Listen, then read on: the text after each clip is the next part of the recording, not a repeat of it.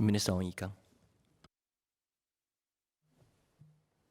Mr. Chairman, sir, SPS Faisal, SPS Yenling, and myself will try to answer all the cuts.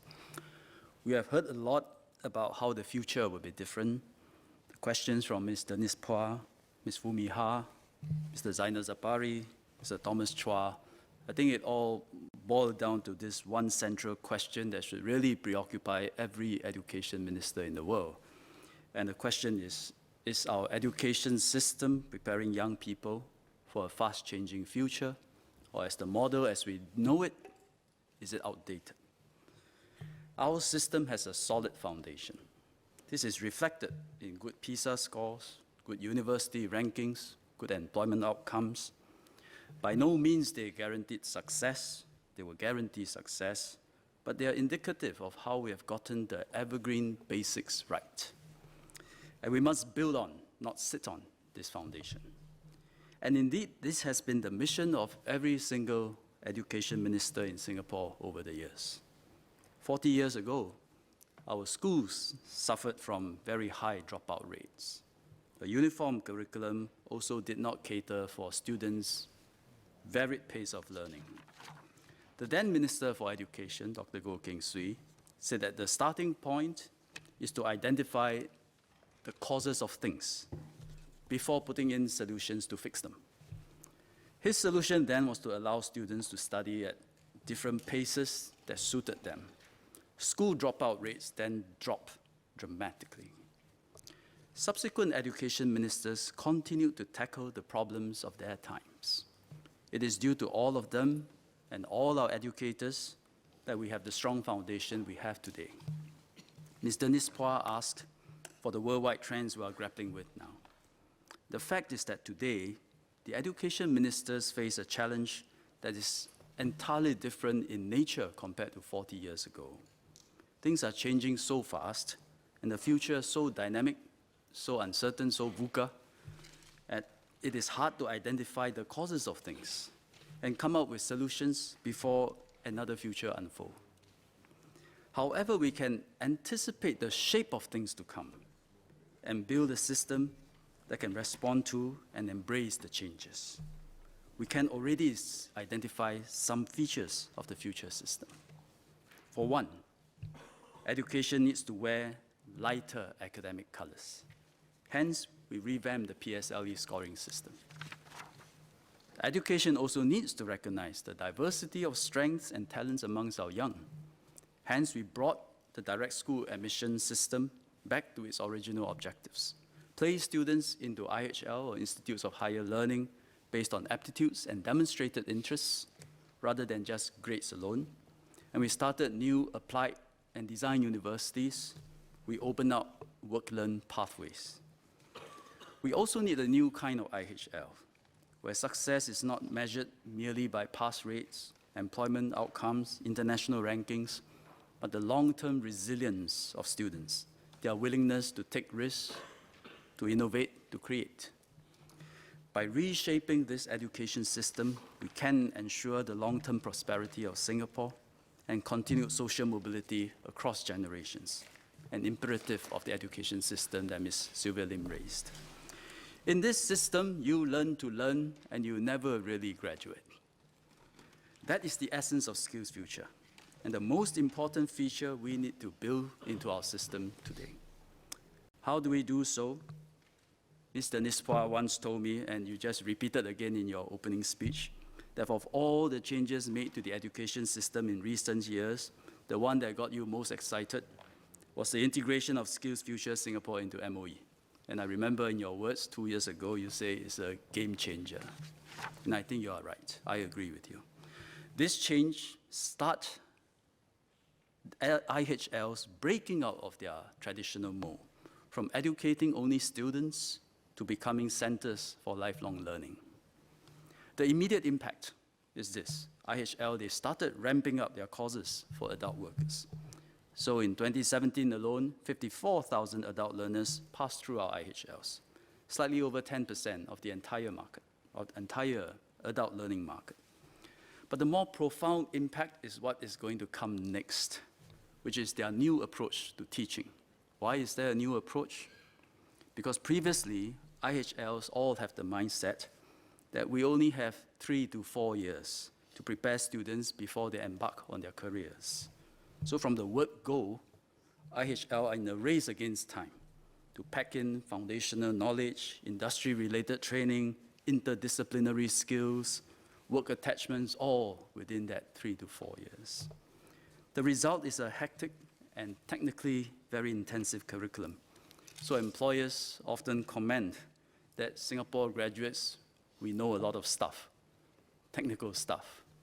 But we can do better in terms of soft skills, be genuinely interested in the industry we chose and the careers we chose, have some fire in our bellies. The current approach will change when IHLs realize they don't have 3 to 4 years to work with the students.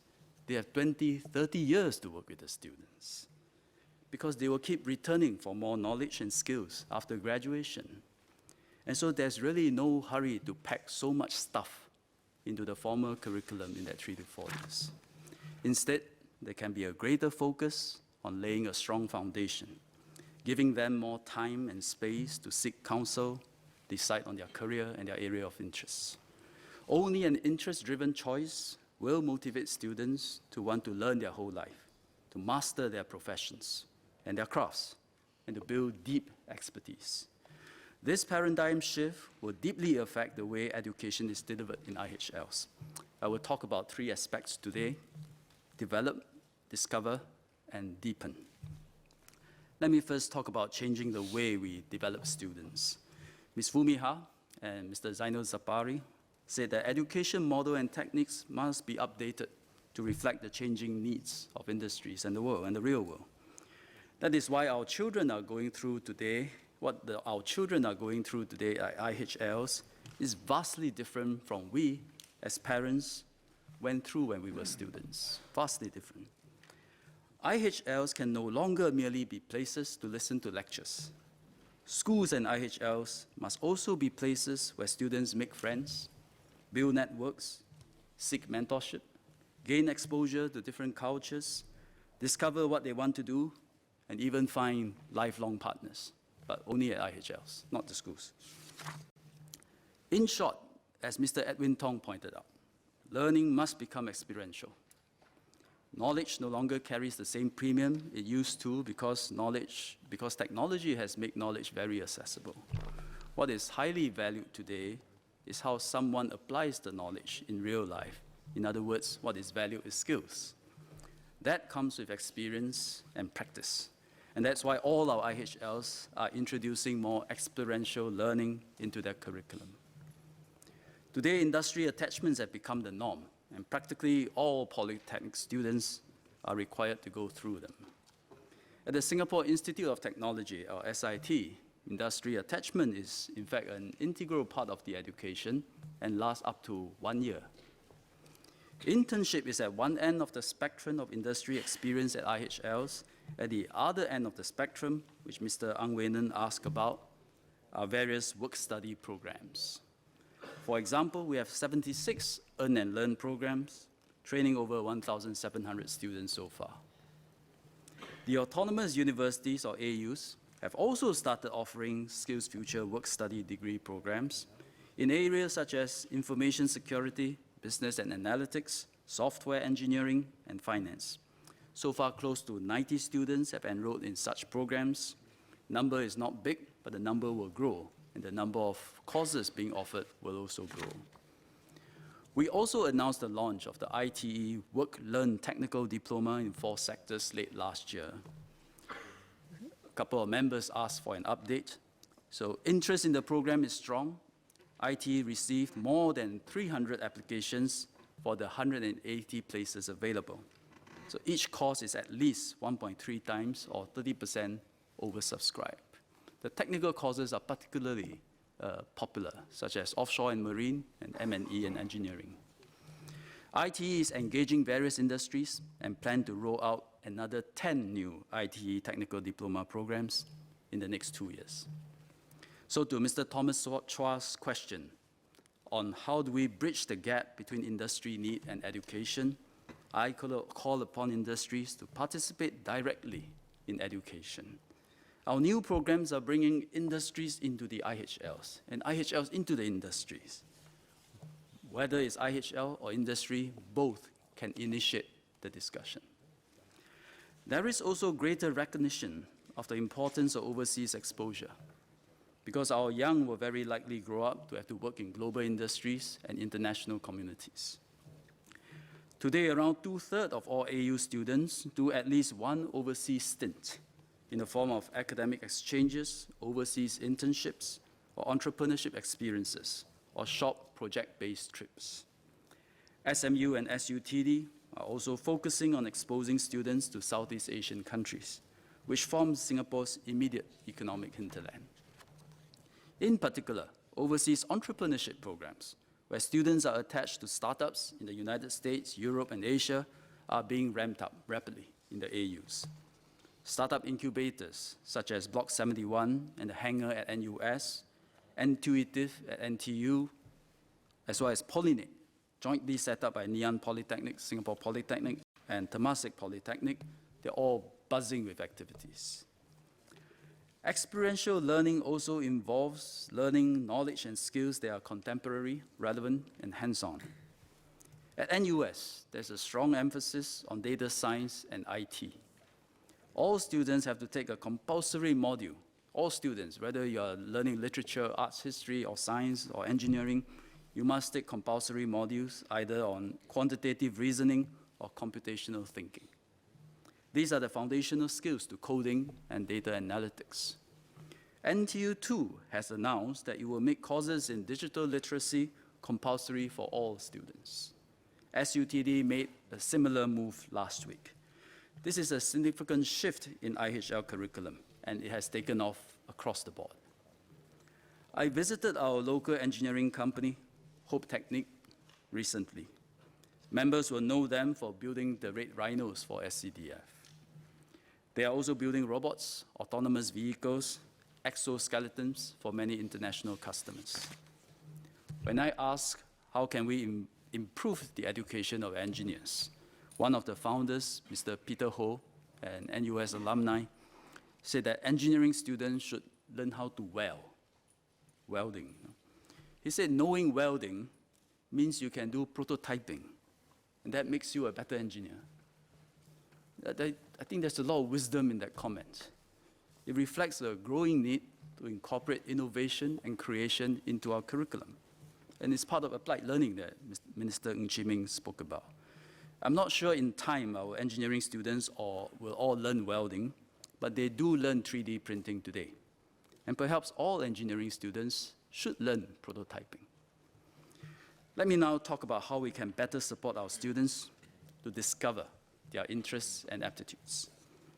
The practice of IHLs today, front-loading education and packing a lot of stuff in a few years, is most stark in our polytechnics, where students are funneled into occupation-specific courses right from the start. Over time, courses also proliferated, as employers wanted graduates with specialized skills, and they want them fast.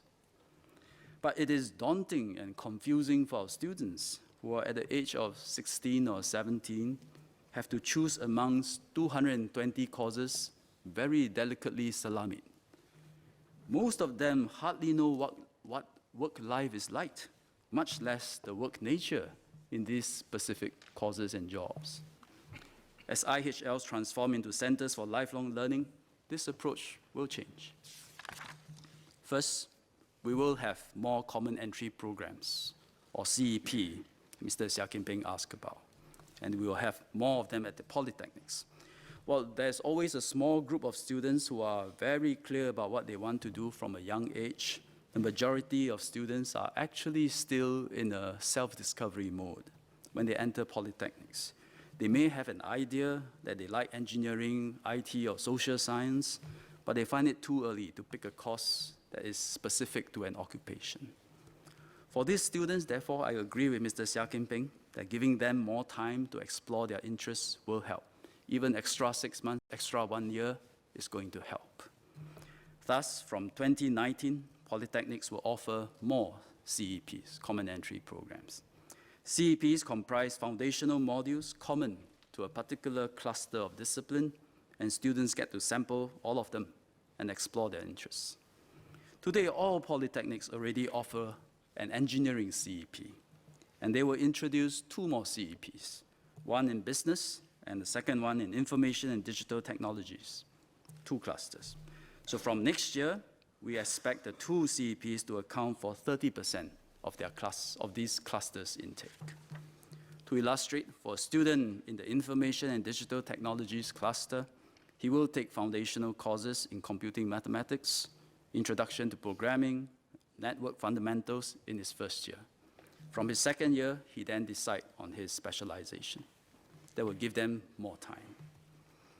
Second, we will also streamline polytechnic courses. Over-specificity puts students at a greater risk of being displaced when the industry changes. It can also stifle the versatility of students. By streamlining the course choices for students, we actually increase the career options for the graduates. Polytechnics will therefore reduce the number of courses by about 20% over the next 2 to 3 years, largely by streamlining and merging courses. We are consciously trading depth for more breadth and versatility. Let me emphasize, we are streamlining, reducing the number of courses to give students broader exposure. There's no fall in polytechnic intake due to this change. Third, strengthen education and career guidance, or ECG. The 2 changes I just spoke about need to be supplemented with a stronger and more systemic effort to guide students. This has to start in secondary schools to help students get a broad sense of where their interests and strengths lie, and applied learning will really help. Typically, this falls into one of the 4 domains: science and tech, ICT, social sciences and humanities, or the creative arts. In the IHLs, the process will continue to first expose students to knowledge and skills within their chosen cluster of disciplines, and then to help them identify their specialization later on. And towards the tail end of their IHL education, they will undergo industry attachment, like a capstone, to reaffirm their interest in the chosen career. This is a systemic self-discovery approach for students, which we will roll out to all IHLs in the coming year. Stronger ECG ensures that more students can navigate the multiple education pathway available and choose the one most suitable for them. One such pathway is the PFP, or the Polytechnic Foundation Program, which Dr. Lim Wee Kiat asked about. To give members some background, today polytechnics mostly admit students who graduated with O-level certificates. They also take in a small group of students who graduated with NA, or normal academic certificates. These NA students are the ones who did well for their N-level examinations and are given the chance to go directly to Polytechnic. We started the PFP program in 2013, and the first batch just graduated in 2017. The outcomes have been very encouraging, and maybe even surprising to some. Typically, 25% of every cohort score a grade point average, or GPA, of 3.5 and above. But for the PFP students, 35% achieved it, 35 compared to 25% average. The norm is that 55% of each cohort score GPA 3.0 and above, but 70% of PFP students achieved it. Dropout rates for PFP students are also much lower than average. How did they do so well? I asked the Polytechnic principals. They say being offered PFP greatly motivated the NA students. I also believe that it has something to do with the students' strong interest in the Polytechnic path that they chose. There is an important lesson in education policy here. Given the right encouragement and the chance to prove themselves, especially in the area they enjoy doing, students will do their best and will have a good chance of doing well. This inner drive outweighs all the tuition and all the close supervision that is given to the students. Today, PFP is open to students from the N-level stream who score an aggregate of 11 points and below. Given the success of the program, we will expand it and extend it to students from the N-level stream with an aggregate score of 12 points and below. So with this change, the number of students accepted every year will increase from 1,200 to 1,500. Mr. Zainal Zapari asked about aptitude-based admissions. Today, our IHL's admission processes consider factors beyond academic accomplishments to recognize students who have already discovered their interests and aptitudes. NUS just announced that it will give bonus points for first-choice applications to encourage students to pursue their interests, and I really commend them for that. However, this approach is not without problems. Polytechnic principals told me that since I announced that and implemented that, they have received many more appeals from students as well as from parents. This is expected, and I really thank the IHLs for looking at every single appeal carefully. What students and parents need to understand is that passion and aptitude need to be demonstrated and is not declared. And that has to come through during the admission process. For example, during my time, if a child likes aeroplanes, they will know every model of aeroplanes. They will go to Changi Airport during their pastime to see aeroplanes take off and land. And they will have the DVD of Top Gun, and they will watch it 20 times. This interest is demonstrated, and you cannot hide it. For example, since young, I loved art. And I spent all my time doodling, and I meant really all my time. And I used to have a lot of work to show for it. So last year, we set the aptitude-based admission target for IHLs at 15% of their intake cohort.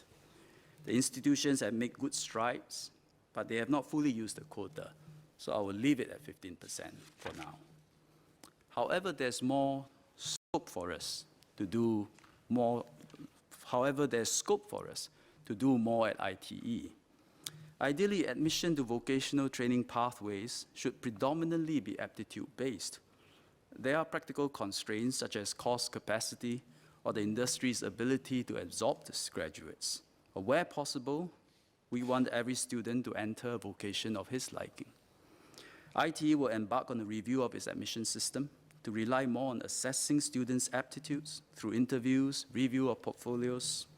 The revised system will be implemented in stages from 2019 admission cycle, starting with selected courses in business, hospitality, and ICT sectors.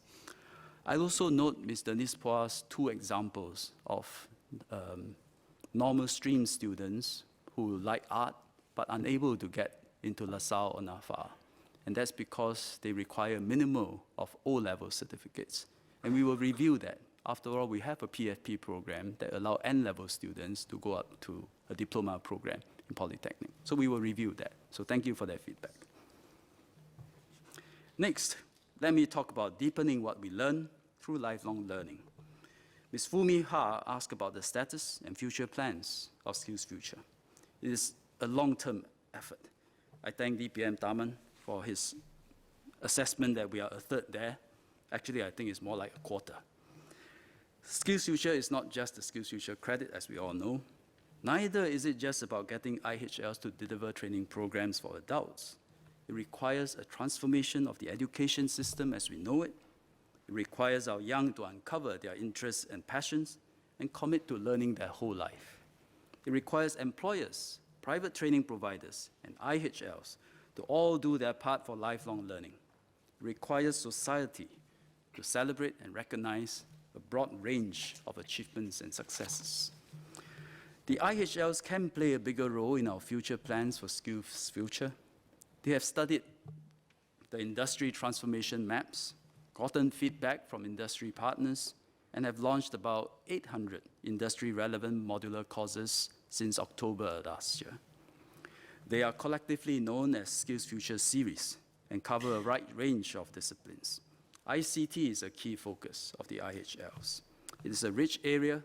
I think there's value for each IHL to contribute, and there will be some overlap, but I don't think it's a problem so long as the demand is strong, and over time, each IHL will find their own niche, and the situation will settle down. These courses are funded at up to 70% upfront. so that fees are significantly lower. Many will be structured as professional conversion programs, where funding will be even more generous. As of February this year, more than 4,900 adult learners have enrolled in SkillsFuture series courses, so it's not too bad. The IHLs will develop more modular courses in the coming year and sharpen their focus to meet industry's evolving needs. In the next 3 years, we expect to channel an additional funding of $100 million per year into IHL lifelong learning programs, up from about $210 million today. As the IHLs roll out more modular courses, the AUs will repackage certain courses to create pathways that lead to smaller qualifications, often referred to as micro-credentials. These micro-credentials comprise only modules targeted at developing expertise for work, and as Dr. Lim Wee Kiak said, can be useful in providing a milestone for adult learners to aim towards, and which employers can recognize. However, we should be careful not to let such micro-credentials become a new arms race to collect credentials. IHLs should instead focus on imparting skills and knowledge needed by industry, package them into a nice bundle that represents a meaningful upgrading of skills and know-how. Learners too should focus on picking up what is necessary for their work and for their careers.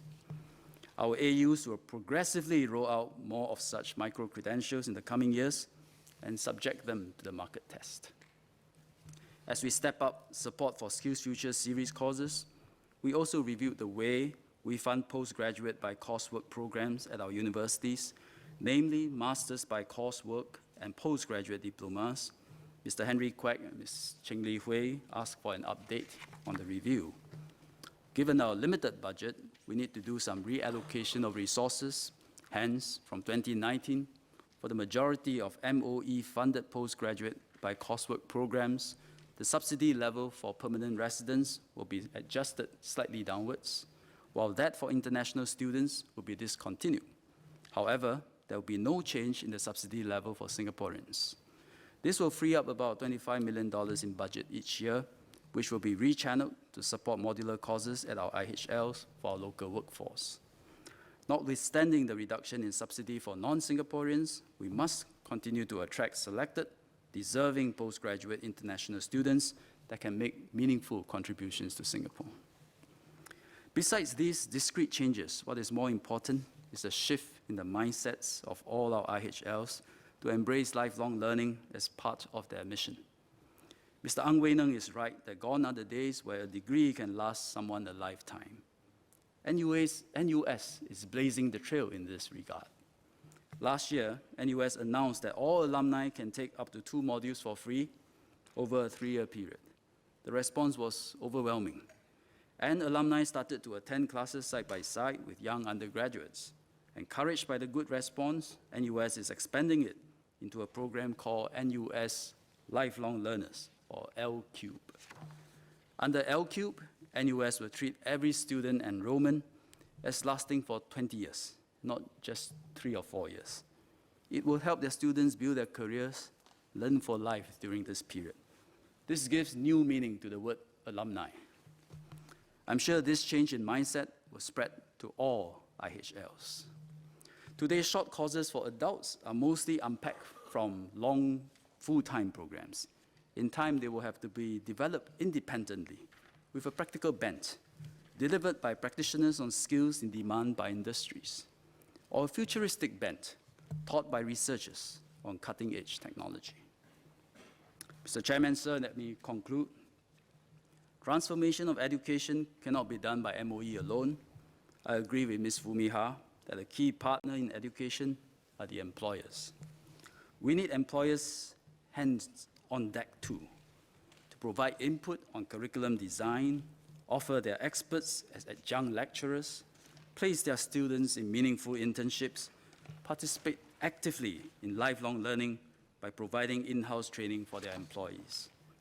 I agree with Dr. Intan that we should give greater recognition to employers who support this, such as through the SkillsFuture Employers Award that was started last year. But the best reward for them is the outcome of their investment in their own people. As we shift the IHL system to lay a stronger foundation for students and be less prescriptive in the occupation we are preparing them for, employers need to step up even more to involve themselves in education and lifelong learning, especially for the young. We also need to work closely with the most important people in our students' lives, who are their parents. Our children are often the people we love the most.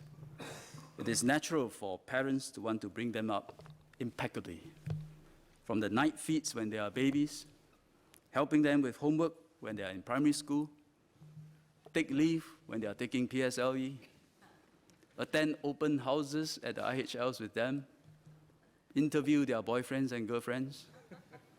We want the best for them. The truth is, we are all parents in training. Just when you become an expert in taking care of babies, they go to school. And it's a totally different challenge.